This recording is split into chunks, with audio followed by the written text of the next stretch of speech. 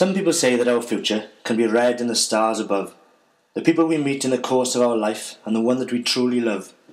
They say you can see in the tarot cards that our future has all been planned. If that is the case, then Emma, you've been dealt a lousy hand. I think there must have been some mistake when they paired you up together. Some paperwork must have got mixed up, or there perhaps was a typing error. Perhaps the clerk in the Destiny department had something on his mind and forgot to check with the goddess of fate before your futures he entwined.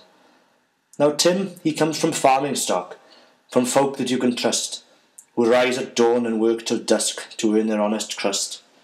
But Tim disliked this kind of work. He said it didn't really suit. He prefers to lounge around all day, drawing pictures on his compute.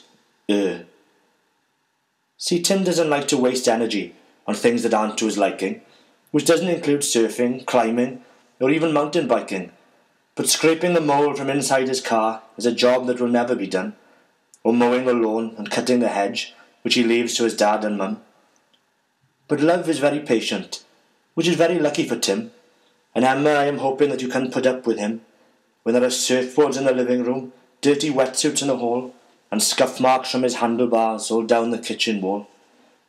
But maybe I'm being a little bit harsh. After all, they've been together this long. Is it such a mismatch after all? And could I possibly have been wrong? Whilst I don't think there'd be any argument that Tim isn't much of a catch, let's look at both sides for a balanced view on this apparent mismatch. Let's take a closer look at Emma. She has beauty and brains, you'll agree. But just remember the famous old line, the apple never falls far from the tree.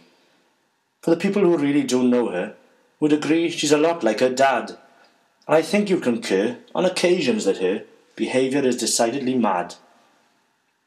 If you've ever seen Emma playing pub golf, which is a fortnightly event, you'd pretend you hadn't seen her in order to prevent becoming part of the pub golf team, which I have to say usually ends with Emma singing and dancing on tables with her equally crazy friends. I remember the time she booked annual leave, and I know I shouldn't laugh. She got looks of disdain queuing up in the rain for Harry Potter's autograph.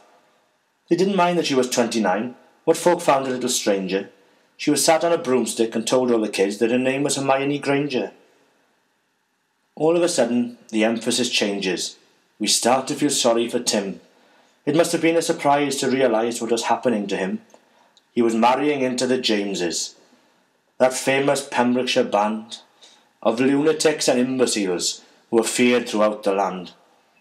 He's consigned to endless parties, and they do have quite a few, with Auntie Mog on the microphone and Martin on the barbecue, watching slideshows of famous Jameses, with Claire narrating on her tannoy, and always finish the night in style, with Auntie Margaret singing Myfanwy. When I first set out to put to verse the story of their romance, I said that fate had matched them up by an unhappy chance. But Tim and Emma's love has grown over the years they've been together, and I'm confident that it will endure and turn into forever. For love doesn't happen overnight. It grows over many years. It gets you through the tough times, grows stronger through the tears. There's no such thing as destiny. I'm fairly sure of this. Love is not a fairy tale. Tim won't become a prince with love's true kiss. A marriage requires dedication. It isn't all lust and romance. Once the honeymoon period is over, a good marriage is not down to chance. So any little task to please the one you love should be a task accomplished easily, even if it means every now and again you have to dress up as Ron Weasley. So it's with a glad heart, after thinking it through, I admit that I was misguided, and I'm glad that the lives of my two dear friends 10 years ago collided.